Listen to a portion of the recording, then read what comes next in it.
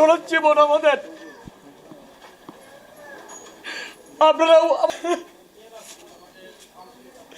অথচ আপনারা শোনেন, আমরা সেবা দিচ্ছি আপনাদের, কিন্তু আমাদের উপর যে অত্যাচার করা হচ্ছে এটা কেউ শুনতে দেখবেন নাম্বার প্লেট আছে কিনা ওগুলো দেখে তারপরে দিবেন।